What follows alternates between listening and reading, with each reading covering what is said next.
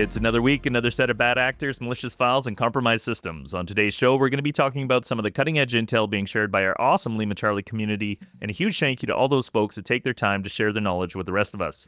And as always, I'm joined by the one and only Matt Bromley. How are you doing today, Matt? There he is, Chris. How we doing, sir? How we doing? I'm doing well. It is T-minus 1 week out from RSA. We are about to converge en masse onto the city of San Francisco. And despite how it may be a little bit of a different trip we take out there, Chris, still looking forward to catching up with a lot of folks. Looking forward to seeing you out there as well. And, it'll be great to see you more than just once a week for the time we put this episode together. It'll be good to catch up and see what's going on. But I'm looking forward to like that premise in general, just seeing old friends, seeing what's happening in the industry and, really getting some insight into kind of where folks are going these days. I think the first year you and I did RSA together, we did B-Sides SF and then RSA right afterwards. And we got a chance to hang out in a lot of like really early stage startup areas and that kind of stuff, which was cool. Hat tip to anyone who's a listener who might be at the early stage expo. Give us a shout out. Let us know. We'd love to come by, see what you're doing, see what's going on. Always interested in where the future of tech is. So you could tell I'm excited. I'm starting to pack, getting ready for the trip. Yeah, I know everybody's a big fan of the Hacker Summer Camp, which is Black Hat and DEF CON, but I actually really like RSA. I like San Francisco. I think the city's beautiful. And I think RSA, it's like the first big one of the conference season and where you can really see what new companies are doing, what's coming down the pipe. Vegas is cool, but San Francisco, that's where I left my heart. If I remember too, Chris, you actually, and this is a side project for everyone, Chris actually found some awesome artwork in San Francisco when you were there. And I'm using artwork very generally and vaguely here. Chris knows what I'm talking about, but there's a lot to see and do in San Francisco. We'll just leave it at that. Yeah. Great street art everywhere. So yeah, yes. I spent the night just wandering around, trying not to get mugged, taking pictures of the awesome street art. All right. First up, researchers at Trend Micro have uncovered a new campaign by the Fog ransomware group, notable for its use of DOGE-themed ransom notes aimed at mocking victims rather than just extorting them. How suiting. Instead of traditional ransom demands, some notes bizarrely request victims to list weekly accomplishments or send the malware to others in exchange for free decryption. The malware is now distributed via phishing emails, specifically through a zip archive labeled payadjustment.zip, which contains a malicious LNK file. Once activated, this file triggers a chain of PowerShell scripts that download and execute the ransomware along with several additional components, including tools for lateral movement and information harvesting. The infection routine also includes some strange additions, politically themed YouTube videos, and political commentary is embedded directly in the scripts. Furthermore, victims are prompted to pay the ransom via QR code to a Monero wallet. Researchers noted that the Fog ransomware threat has escalated with over 100 confirmed victims since January 2025, primarily in tech, manufacturing, education, and transportation sectors.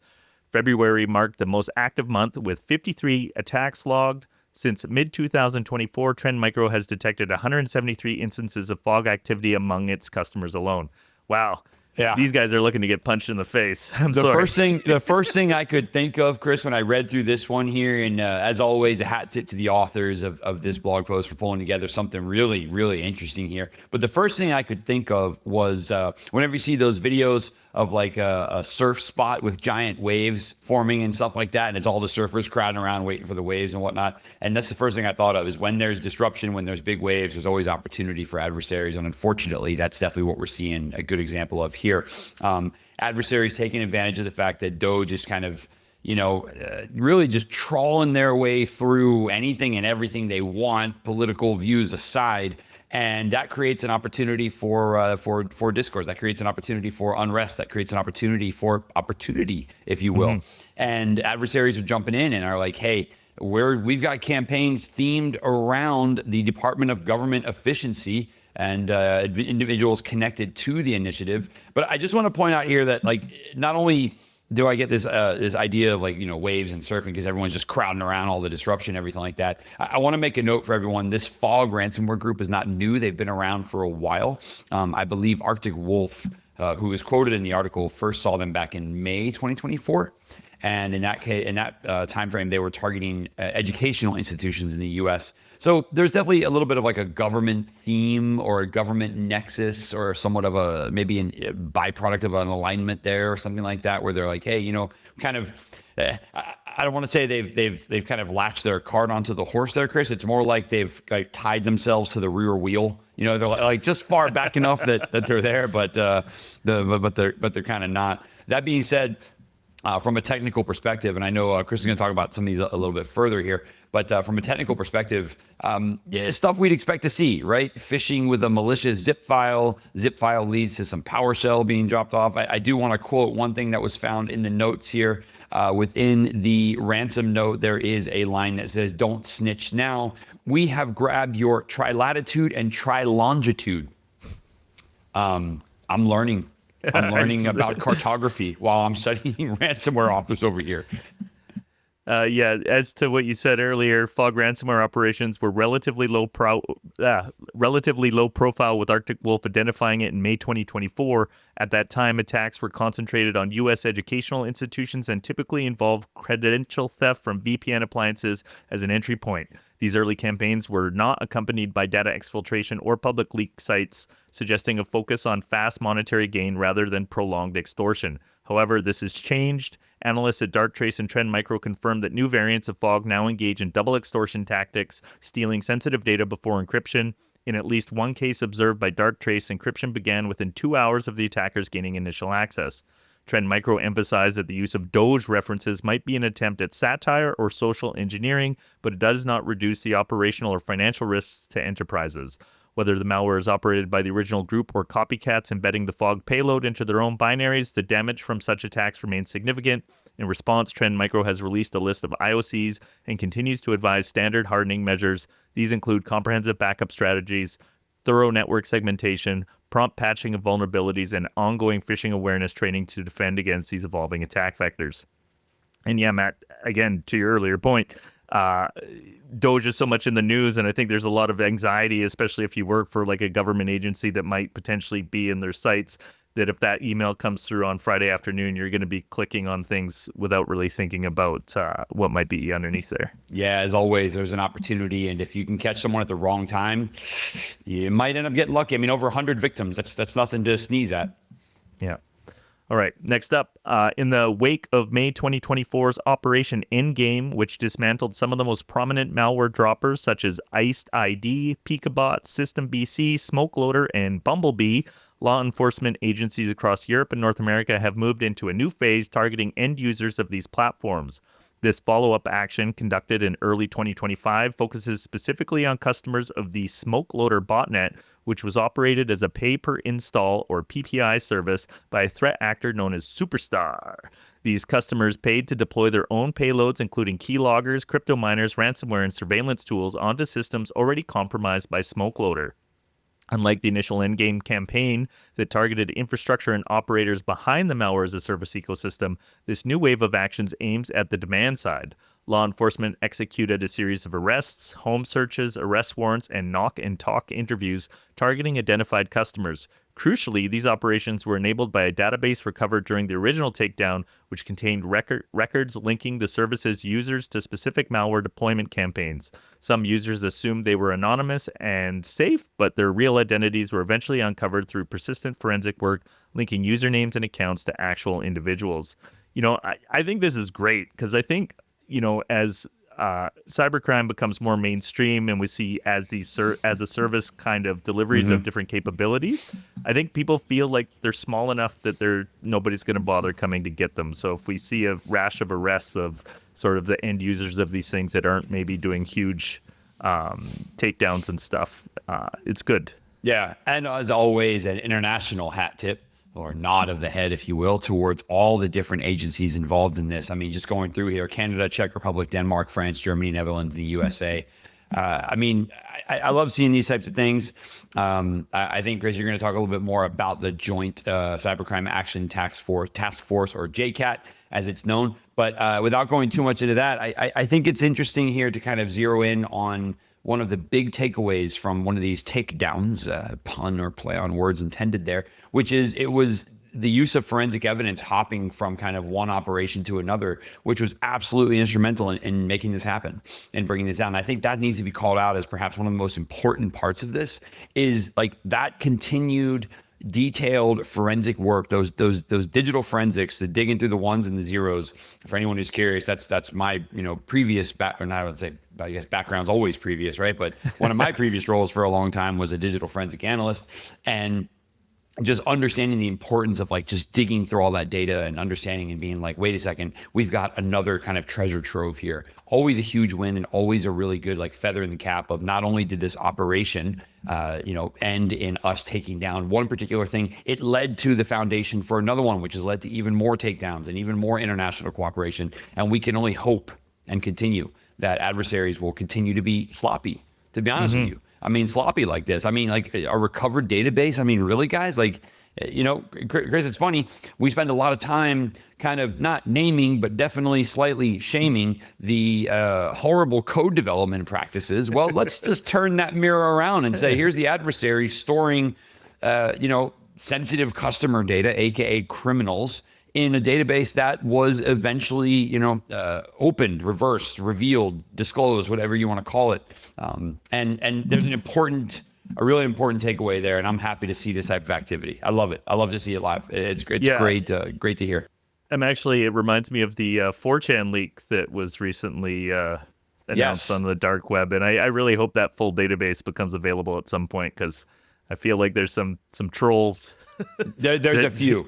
Yeah.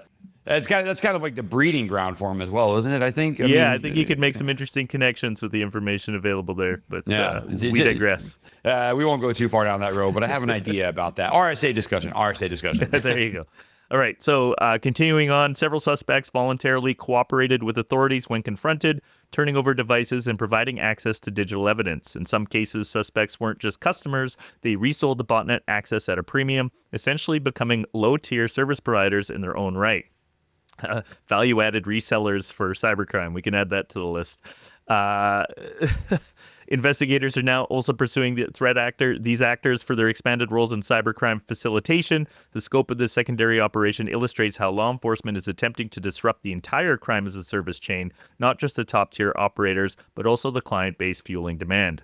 Europol, along with JCAT, the Joint Cybercrime Action Task Force, has been instrumental in coordinating international collaboration, hosting operational sprints, and coordinating meetings from The Hague. Agencies involved in the follow-up span multiple jurisdictions, including the FBI, U.S. Secret Service, RCMP, and cybercrime units from Germany, France, Denmark, the Netherlands, Czech Republic, and others. The effort remains ongoing, with new leads expected to be actioned. Authorities have even launched a public website, Operation-Endgame.com, to provide updates and invite tips from the public.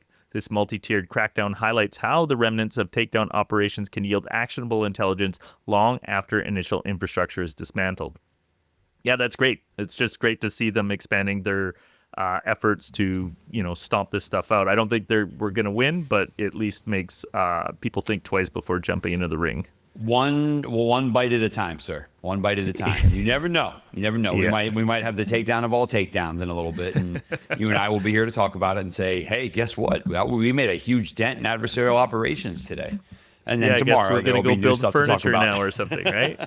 I wouldn't mind. I'll tell you what, after a week of conferencing, I might resort to being a carpenter. Maybe. There you go. It's the farmer's market, or I'm going to build furniture. Those are the two post-cyber careers I hear people talk about. I find that the most common cyber careers are like, what's the most remote, people-less thing I could do?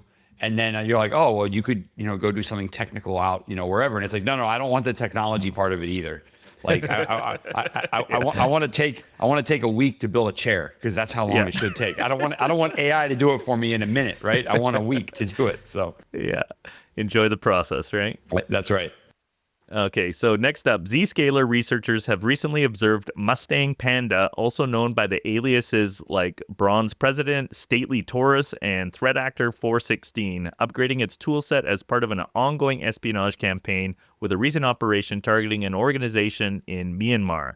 This China-aligned APT group is known for targeting a broad range of entities, including government agencies, NGOs, minority groups, and corporations, primarily in East and Southeast Asia, with occasional Western targets.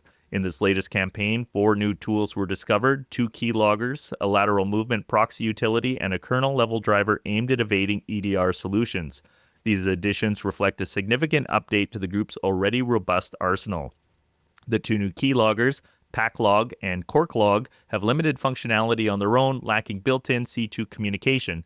Packlog captures both keystrokes and clipboard content, while Corklog enhances persistence and encrypts its logs. Despite the apparent simplicity, these tools could be used effectively in combination with manual exfiltration or paired with other malware in the group's ecosystem.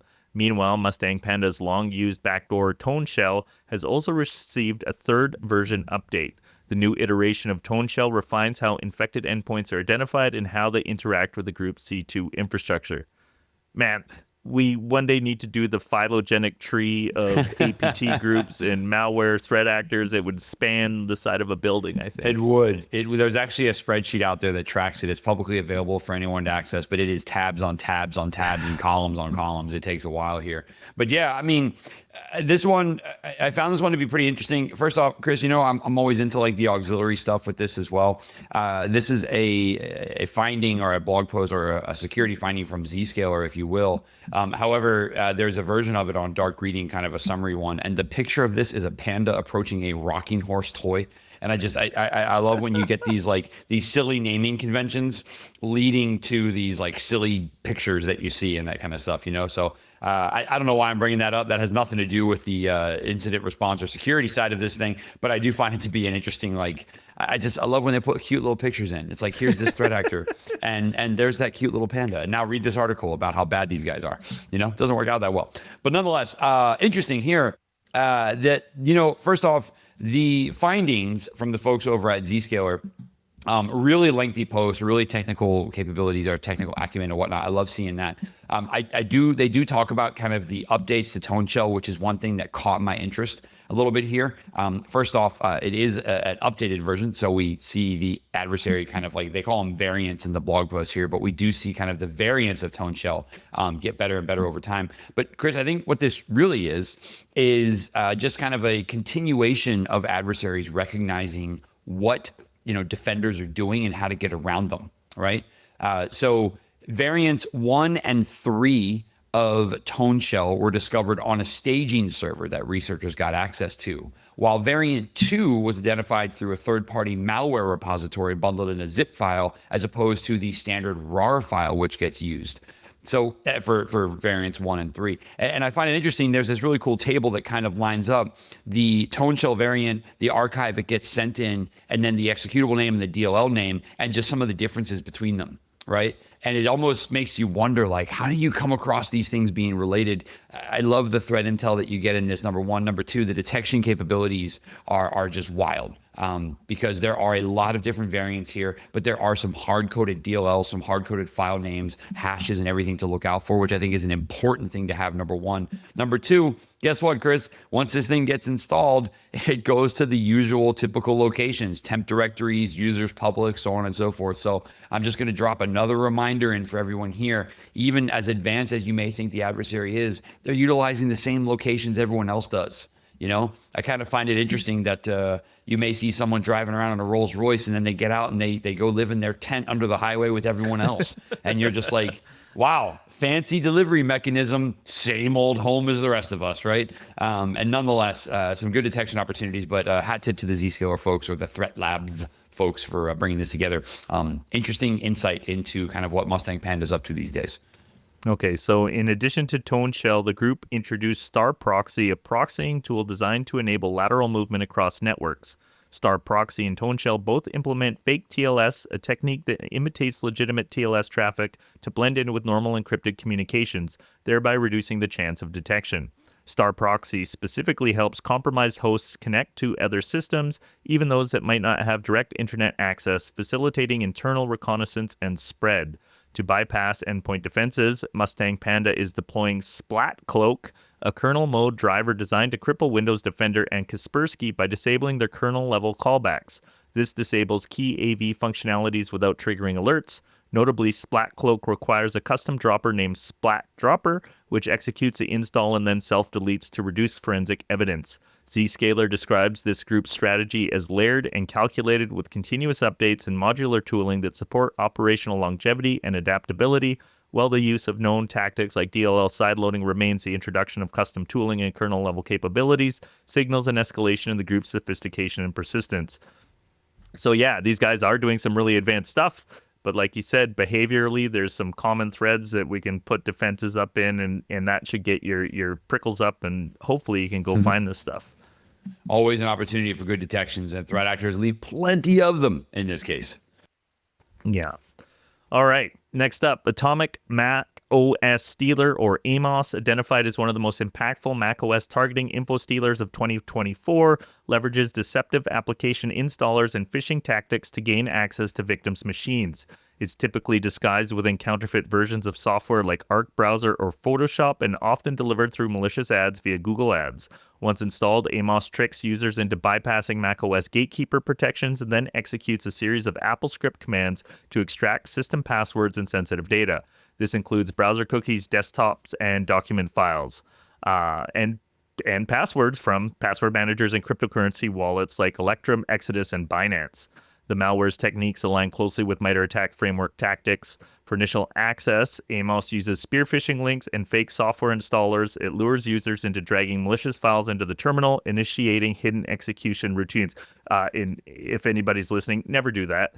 A tactic known as ClickFix for execution uses where users are prompted to authorize unsigned apps, followed by AppleScript-based dialog boxes impersonating system update prompts to capture passwords. These credentials are then used to unlock and copy macOS keychain databases, which are parsed using open source tools like Chainbreaker. So yeah, this article, I didn't cover it at the beginning, is a breakdown of this really interesting macOS stealer that's been used widely, obviously targeting less sophisticated users. Like I said, don't drop scripts into the terminal. Please don't. Yeah. Please don't ever do that behavior. Number one. Number two. This is an interesting one. I'm looking at this article, and one of the things that they're using as a website lurker is actually a DeepSeek download. So definitely tapping into someone who might be interested either from an AI perspective or number two, interested in DeepSeek itself. And I always find this one to be interesting. Like what is it the adversaries are using to lure people in? And I find it funny, of all the stuff we heard about DeepSeek when it came out, there's obviously still plenty of people who want to download it. And I'll be honest with you, as an entry vector, this is actually pretty novel and unique because a particular LLM caught the news cycle, caught everyone's attention. And of course, the question just becomes, well, how do I then download this thing? How do I test this thing, right?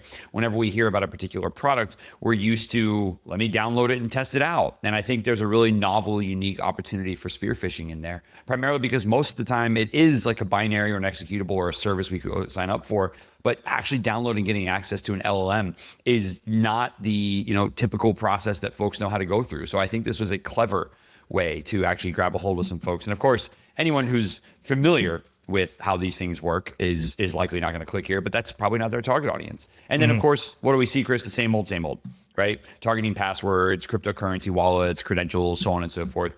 This one is definitely a lot more Mac focused, and the permissions that they ask for. I mean, the malware steals a copy of the keychain database in this case, so can be very damaging for some individuals who might get impacted by this, can lead to a pretty significant breach if their keychain is stolen and that ends up containing a bunch of sensitive information inside of it. I'm not telling everyone don't use your keychain, quite the opposite. Use it, just keep it secure and be aware of sites like this. And please don't drag and drop scripts into the command line. You make a great point too. I can see new technology comes out and there's a lot of people out there that know enough to be dangerous and they want to get their hands on it and play with it, and okay, this is how you install it. And next thing you know, I mean, hey, depending on what the adversaries are going after here, I mean, technically, if you're trying to steal, if you're trying to steal passwords or cryptocurrency wallets and that kind of stuff, technically, you might steal like 3 wallets and one of them is a payday and you're good. Yeah. Like you might be like, hey, this worked. We're all set. We got our money for the month. We're all done. I mean, you never know, right? So they don't need a huge, massive influx of victims to be successful here. Sometimes they can strike gold. Yeah. So from a defense evasion perspective, AMOS obfuscates its payload using XOR encoding with static keys, which are dynamically decoded at runtime, making detection via traditional signature-based AV tools challenging. For credential access, it exfiltrates macOS keychain data after user decryption. In the discovery phase, system reconnaissance is conducted using native macOS commands, capturing hardware and OS data, often stored in sysinfo.txt for exfiltration. The malware is also aggressive in local data collection. It selectively duplicates files based on extension and size from the user's desktop and documents folders. Safari cookies, notes, and wallet passphrases are copied using AppleScript routines. The exfiltration process involves zipping all collected data and transmitting it over standard HTTP post requests to attacker-controlled infrastructure. Once observed, lists an IP address.